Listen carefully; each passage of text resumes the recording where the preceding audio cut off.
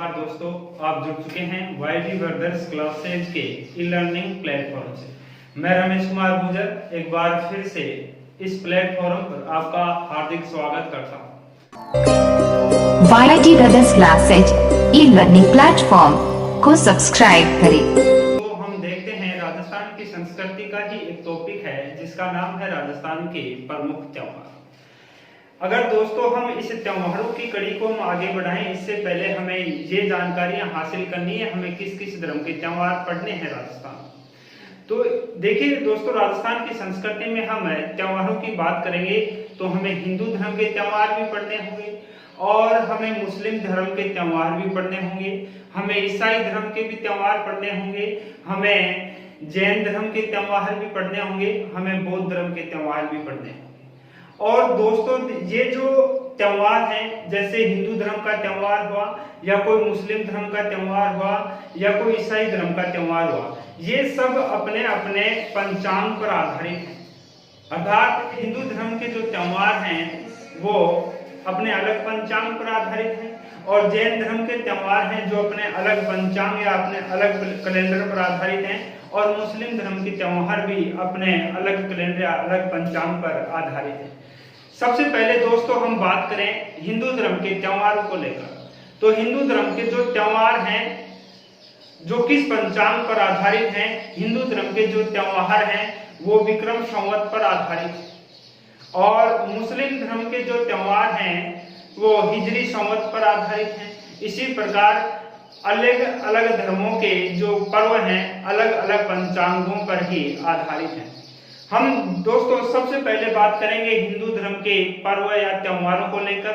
हिंदू धर्म के पर्व या त्योहार हमें मालूम है किस पर आधारित है, विक्रम संवत पर आधारित है।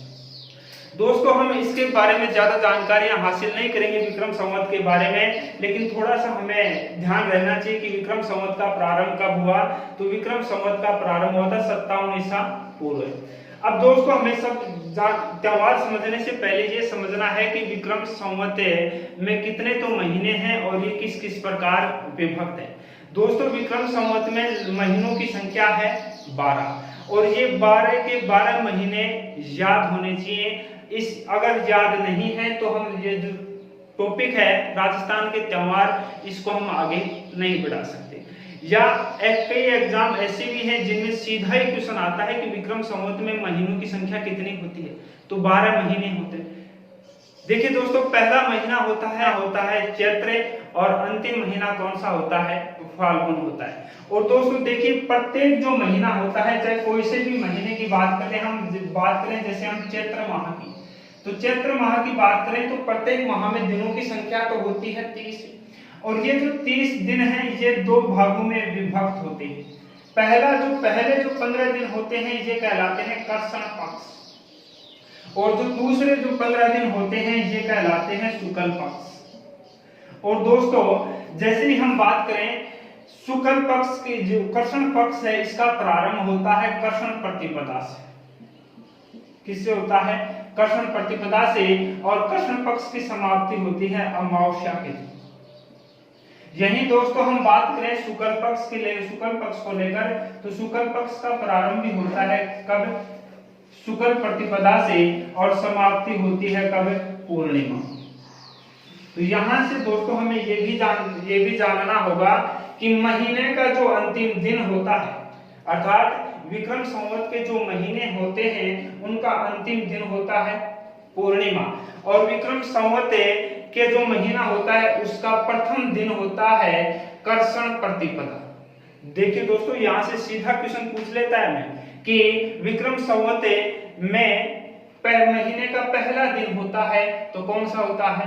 कर्षण प्रतिपदा। और पहला पक्ष भी कौन सा होता है? कर्षण पक्ष होता है। और महीने का अंतिम दिन कौन सा होता है? पूर्णिमा होता है। हमें यह भी पूछ सकता है दोस्तों कि कर्षण पक्ष का जो अंतिम दिन होता है वो कौन सा होता है? अमावस्या होता है। और शुक्ल पक्ष का जो अंतिम दिन होता है वो कौन सा होता है? पूर्णिमा होता है।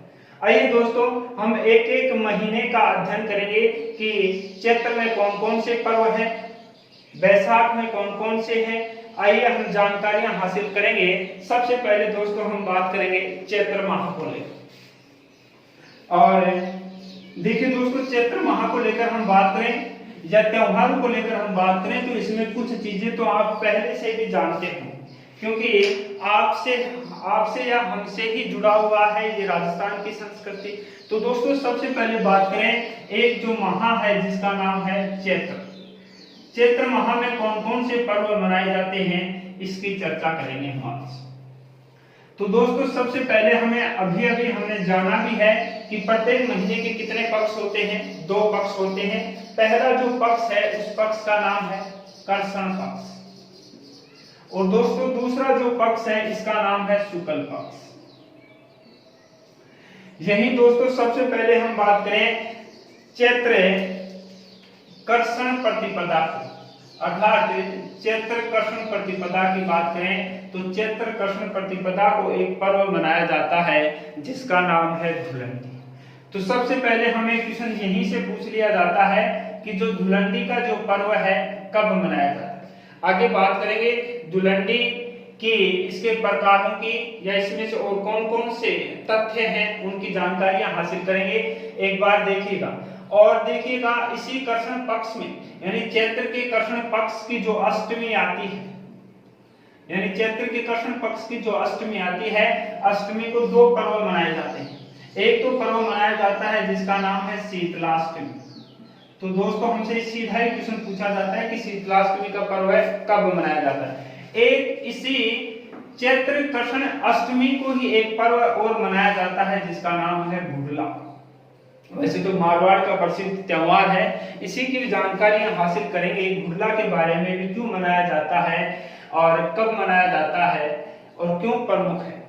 अब देखिए दोस्तों, चैत्र के कृष्ण पक्ष में तो 3 ही पर्व महत्वपूर्ण है, धुलंडी, शीतलाष्टमी और गुडला पर्व। यही दोस्तों हम बात करें किस पक्ष की, शुक्ल पक्ष की।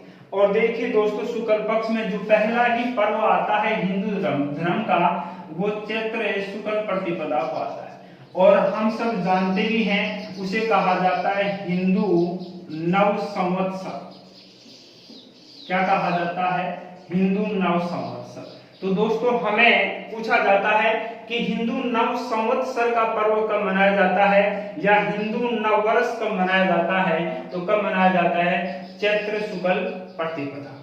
यही चैत्र शुक्ल प्रतिपदा के बाद में अगर हम बात करें, यहाँ चैत्र शुक्ल द्वितीया को एक पर्व मनाया जाता है जिसका नाम है सिणजारा। तो दोस्तों, सिणजारे का जो पर्व है ये भी कब मनाया जाता है? चैत्र शुक्ल द्वितीया को। और चैत्र शुक्ल तृतीया को एक और पर्व मनाया जाता है जिसका नाम है गणगौर। तो दोस्तों, सीधा ही क्वेश्चन पूछा जाता है कि गणगौर का पर्व कब मनाया जाता है? चैत्र शुक्ल तृतीया को। अगर आगे और हम बढ़ाएं तो एक पंचमी को एक पर्व मनाया जाता है जिसका नाम है रंग पंचमी। तो दोस्तों, सीधा ही क्वेश्चन पूछा जाता है कि रंग पंचमी का पर्व कब मनाया जाता है? तो चैत्र शुक्ल पंचमी को। और दोस्तों, हम इसे आगे बढ़ाएं तो अष्टमी को एक और पर्व मनाया जाता है जिसका नाम है दुर्गाष्टमी। तो दोस्तों, क्वेश्चन सीधा पूछा जाता है कि दुर्गाष्टमी का पर्व कब मनाया जाता है? तो चैत्र शुक्ल अष्टमी को। और नवमी को एक और पर्व मनाया जाता है जिसका नाम है रामनवमी। तो दोस्तों, हमसे पूछा जाएगा कि रामनवमी का पर्व कब मनाया जाता है? चैत्र शुक्ल नवमी को। और पूर्णिमा के दिन एक और पर्व मनाया जाता है जिसका नाम है हनुमान जयंती। तो दोस्तों, हनुमान जयंती का पर्व कब मनाया जाता है? चैत्र पूर्णिमा। अब देखिए दोस्तों, सबसे पहले हम बात करें धुलंडी को लेकर हम बात करेंगे कि धुलंडी यह क्यों मनाई जाती है और कहां की किस किस प्रकार ये प्रसिद्ध है। सबसे पहले तो दोस्तों, हमें ये देखना है कि ये धुलंडी का पर्व मनाया क्यों जाता है, जिसको छारंडी कहते हैं। जिसको छारंडी कहते हैं। यही दोस्तों हमें जानकारी हासिल करें तो मारवाड़ में एक प्रसिद्ध व्यक्ति था उस समय, बाद में लोक देवता के रूप में प्रसिद्ध हुआ, जिसका नाम था इलोजी। इलोजी की एक प्रेमिका थी जिसका नाम था होलिका, और ये होलिका हिरण्याकश्यप की बहन थी। कहा जाता है कि इसी हिरण्याकश्यप के घर एक विष्णु भक्त का जन्म होता है जिसका नाम था प्रहलाद। और जो हिरण्याकश्यप था ये भगवान ये चाहता था कि मेरी जो नगरी है या मेरा जो साम्राज्य है उसमें भगवान का नाम कोई नहीं ले, सिर्फ मैं ही मेरी प्रजा का क्या हूँ, भगवान हूँ। लेकिन इन्हीं के घर एक विष्णु भक्त का जन्म होता है जिसका नाम था प्रहलाद। हिरण्याकश्यप ने भगत प्रहलाद को मरवाने के अनेक प्रयत्न किए लेकिन असफल रहा। अंत में अपनी बहन होलिका की गोद में बैठाकर अग्नि प्रज्वलित करवाई जाती है और कहा जाता है कि उस अग्नि में भगत प्रहलाद तो बच जाते हैं लेकिन होलिका का दहन हो जाता है। कहा जाता है जब इस बात की सूचना मारवाड़ के लोक देवता इलोजी को पता चलती है तो वह उस स्थान पर पहुंचता है जहां होलिका का दहन हुआ था। कहा जाता है वहां होलिका की जो राख थी उसको अपने शरीर पे मलता है और तभी से धुलंडी का पर्व मनाया जाता है। इसीलिए आज भी हमें अपने शरीर पर गुलाल मलते हैं। तो ये तो देखो दोस्तों, ये धुलंडी के पर्व मनाने की बात रही। अब हमारे एग्जाम की दृष्टि से हमें कौन कौन से फैक्ट पूछे जाते हैं या कौन कौन से क्वेश्चंस बनते हैं धुलंडी को लेकर। पहला ही जो फैक्ट बनता है ये बनता है कि जो धुलंडी का पर्व है कब मनाया जाता है, तो ये मनाया जाता है चैत्र कृष्ण प्रतिपदा। दूसरी बात, इस दिन चैत्र कृष्ण प्रतिपदा के दिन होली की अवशिष्ट राख की वंदना होती है। तो हमसे सीधा क्वेश्चन पूछेगा कि होली की जो अवशिष्ट राख है, होली की जो अवशिष्ट राख है उसकी वंदना कब होती है, तो वो भी कब होती है, धुलंडी के दिन। इसी दिन ये गणगौर पूजन आरंभ होता है। तो दोस्तों हमें पूछा जाता है कि गणगौर पूजन का आरंभ कब से होता है, तो गणगौर पूजन का आरंभ होता है धुलंडी के दिन ही, अर्थात चैत्र कृष्ण प्रतिपदा। आगे दोस्तों कई धुलंडी या होली के प्रकार भी हैं जो राजस्थान में मनाई जाती है। विभिन्न प्रकार की होली या धुलंडियां मनाई जाती हैं। तो आइए दोस्तों हमें उन होलियों की जानकारियां हासिल करते हैं। देखिए दोस्तों, सबसे पहले हम बात करें, एक होली है जिसका नाम है लठमार होली। सबसे पहले तो दोस्तों हमें ये जानकारी हासिल करनी है कि ये लठमार होली प्रसिद्ध कहाँ की है। तो दोस्तों जो लठमार होली है ये प्रसिद्ध है महावीर जी मंदिर करौली की। सीधा क्वेश्चन पूछा जाता है कि लठमार होली कहाँ की प्रसिद्ध है, महावीर जी मंदिर करौली। इसमें होता क्या है दोस्तों, इसमें स्त्रियां पुरुषों को गुलाल लगाती हैं और यानी पुरुष स्त्रियों को गुलाल लगाते हैं और बदले में स्त्रियां क्या मारती हैं, लठ मारती। यही दोस्तों हम आगे बात करें, एक होली है जिसका नाम है पत्थरमार होली। ये जो पत्थरमार होली है ये कहाँ की प्रसिद्ध है। पत्थरमार होली राजस्थान में दो जगह की प्रसिद्ध है। एक तो प्रसिद्ध है बाड़मेर की, एक तो कहाँ की प्रसिद्ध है, बाड़मेर की है, और एक डूंगरपुर की प्रसिद्ध। यही दोस्तों पत्थरमार होली के बाद में अगर हम बात करें, एक होली है जिसका नाम है देवर भाभी की होली। और ये देवर भाभी की जो होली है ये कहाँ की प्रसिद्ध है। सीधा क्वेश्चन पूछा जाता है कि राजस्थान में देवर भाभी की होली कहाँ की प्रसिद्ध है, तो देवर भाभी की होली जो प्रसिद्ध है ये ब्यावर अजमेर की प्रसिद्ध है। कहाँ की प्रसिद्ध है दोस्तों, ब्यावर अजमेर। अब देखिए दोस्तों, इस देवर भाभी की होली में एक क्वेश्चन और पूछा जाता है कि ये देवर भाभी की होली किस जाति में खेली जाती है। तो ये जो देवर भाभी की होली है ये मोची जाति में खेली जाती है। तो मोस्ट क्वेश्चन है दोस्तों, ध्यान रखना कि देवर भाभी की होली किस जाति में खेली जाती है। तो किस जाति में खेली जाती है, मोची जाति में। और कहाँ खेली जाती है, ब्यावर अजमेर में। एक होली और है दोस्तों जिसका नाम है भिनार की होली। और ये जो भिनार की होली है ये भी कहाँ खेली जाती है, अजमेर में खेली जाती है। तो ये कुछ होलियां हैं। आगे अगर और होलियों की बात करें तो एक होली है जिसका नाम है भगोरिया होली। कौन सी होली, भगोरिया होली या भगोरिया उत्सव। और ये भगोरिया होली प्रसिद्ध है मेवाड़ की। यह क्वेश्चन ये भी पूछा जा सकता है कि भगोरिया होली का प्रचलन किस समाज में है। तो भगोरिया होली का प्रचलन है आदिवासी समाज में। यह क्वेश्चन ये भी पूछ सकता है हमें कि आदिवासियों के द्वारा खेली जाने वाली होली कौन सी है, भगोरिया होली। एक दोस्तों होली है जिसका आपने नाम सुना है या नहीं भी सुना है तो सुन लीजिएगा। एक होली है जिसका नाम है ढोलची मार होली। और ये ढोलची मार होली कहाँ खेली जाती है? मोस्ट क्वेश्चन है दोस्तों। ढोलची मार जो होली है ये खेली जाती है बीकानेर में। और बीकानेर में भी किस जाति में खेली जाती है? बीकानेर में व्यास जाति के द्वारा होली कौन सी खेली जाती है? ढोलची मार। तो दो क्वेश्चन देखिए दोस्तों, क्वेश्चन पूछा जाएगा कि ढोलची मार होली कहाँ की प्रसिद्ध है? बीकानेर की। किस जाति में? व्यास जाति में। भगोरिया होली कहाँ की प्रसिद्ध है? मेवाड़ की। किस समाज में? आदिवासी समाज में। देवर भाभी की होली कहाँ की प्रसिद्ध है? ब्यावर अजमेर की। और किस समाज में प्रसिद्ध, किस समाज में खेली जाती है? मोची जाति में। पत्थरमार होली खेली जाती है बाड़मेर में। और लठमार होली खेली जाती है महावीर जी मंदिर करौली। ये तो दोस्तों हो गई किसकी बात? धुलंडी या होली की बात। आगे दोस्तों हम आगे देखें तो एक पर्व है आगे जिसका नाम है शीतलाष्टमी। देखिए दोस्तों, शीतलाष्टमी का पर्व मनाया क्यों जाता है? यानी आपने नाम सुना है, एक देवी भी है जिसका नाम है शीतला माता। और शीतला माता का ही पर्व है जिसका नाम है शीतलाष्टमी। तो क्वेश्चन पूछा जाता है कि शीतलाष्टमी का पर्व मनाया कब जाता है? तो शीतलाष्टमी का पर्व मनाया जाता है चैत्र कृष्ण अष्टमी को मनाया जाता है। इसमें शीतलाष्टमी में दूसरा क्वेश्चन क्या होता है या क्या पूछा जाता है या एक प्रचलित है समाज में कि शीतलाष्टमी के दिन सप्तमी का बना भोजन खाया जाता है, उसे क्या कहा जाता है? उसे कहा जाता है बाशेरा। तो ये भी हमें ध्यान में रखना है कि बाशेरा कब मनाया जाता है? तो चैत्र कृष्ण अष्टमी को।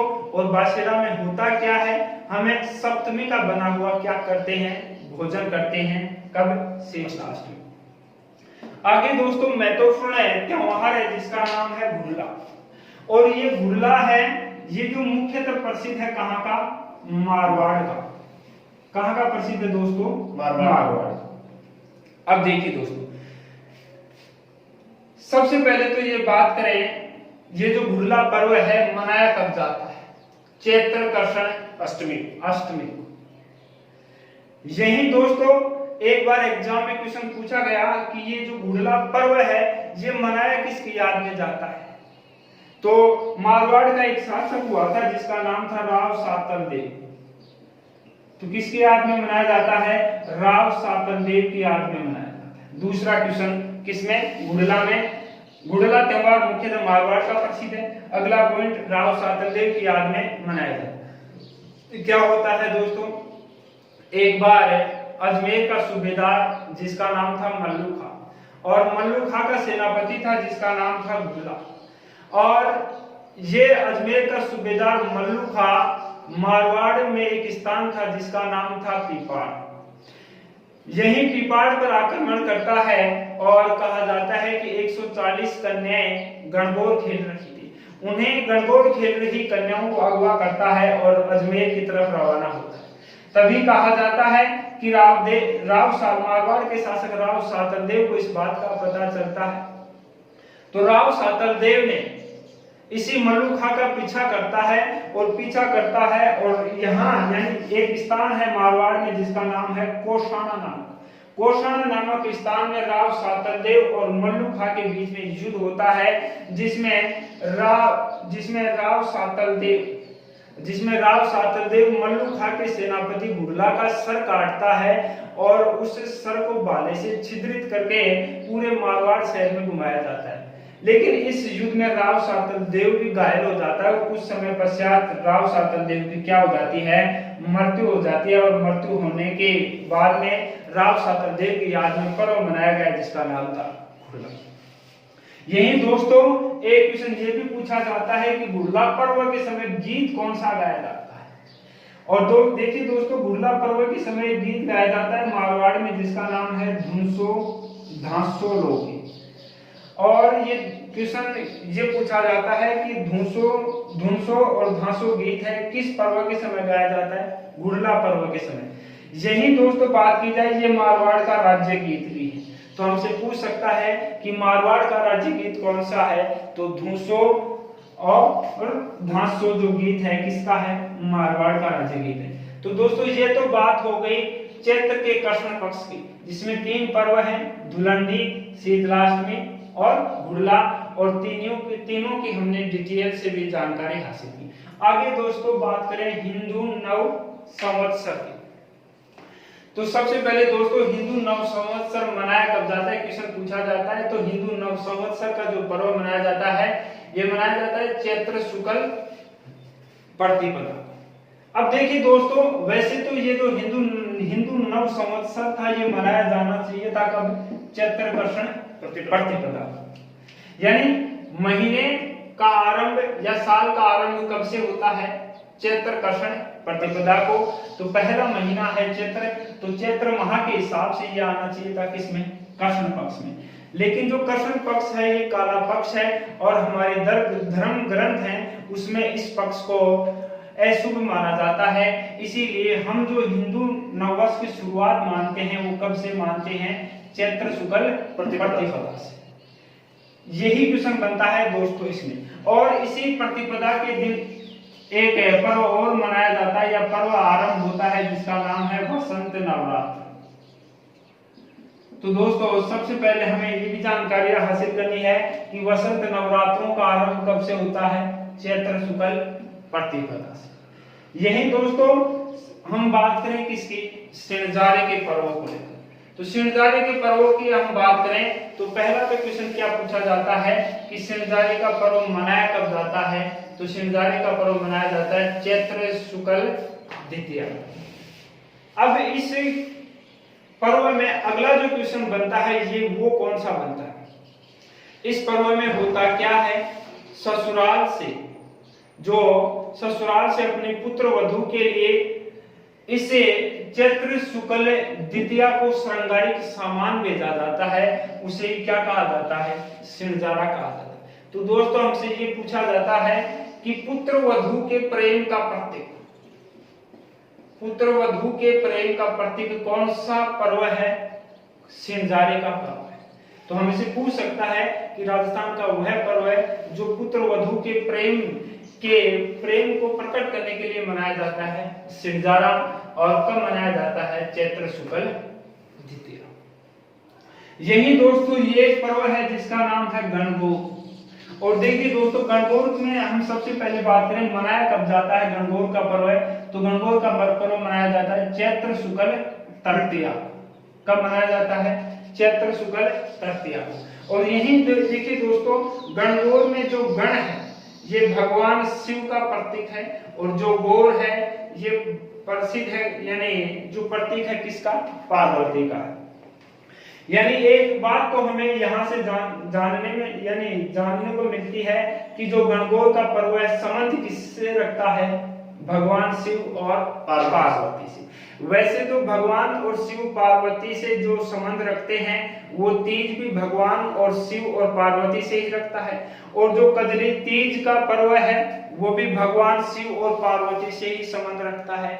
लेकिन यहाँ से हम देखें कि ये जो गणगौर का पर्व ये मनाया क्यों जाता है, संबंध तो भगवान शिव और पार्वती से है, लेकिन मनाया क्यों जाता है। मनाने के पीछे हमें बहुत सी लंबी कहानी है, लेकिन हम शॉर्ट रूप में देखें गणगौर मनाई क्यों जाती है।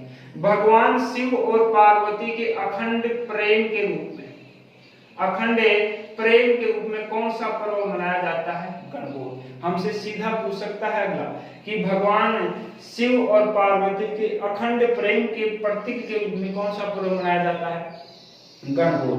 दोस्तों ये गणगौर का पर्व आरंभ तो हो जाता है कब से ही, चैत्र कृष्ण प्रतिपदा तक, प्रतिपदा को, और चलता कब है, चैत्र शुक्ल तृतीया को। देखिए दोस्तों इसमें क्या होता है, ये पर्व है ये 16 दिन तक मनाया जाता है। एक एग्जाम में क्वेश्चन पूछा गया था कि गणगौर का पर्व कितने दिन तक मनाया जाता है, तो कितने दिन तक, 16 दिन तक। और गणगौर का जो अंतिम दिन है ये इसे क्या कहा जाता है, तो गणगौर के अंतिम दिन को कहा जाता है वेलावन। तो दोस्तों हमें क्वेश्चन पूछ सकता है अगला कि गणगौर का अंतिम दिन क्या कहलाता है, वेलावणी कहलाता है। कितने दिन तक मनाया जाता है, 16 दिन तक मनाया जाता है। इसमें गणगौर के पर्व में 18 दिन जो स्त्रियां होती हैं वो व्रत रखती हैं। तो गणगौर का व्रत है ये कितने दिन तक रखा जाता है? 18 दिन तक। पर्व मनाया जाता है 16 दिन तक। अंतिम दिन कहा जाता है वेलावल। अब देखिए दोस्तों, कई गणगौर भी हैं जो अलग अलग प्रसिद्ध हैं, जैसे गुलाबी गणगौर। एक आपने नाम सुना होगा गुलाबी गणगौर, और एक एग्जाम में क्वेश्चन पूछा भी गया था कि ये जो गुलाबी गणगौर का ये पर्व है ये कब, सॉरी क्वेश्चन ये था कि गुलाबी गणगौर का जो पर्व है ये कहाँ मनाया जाता है?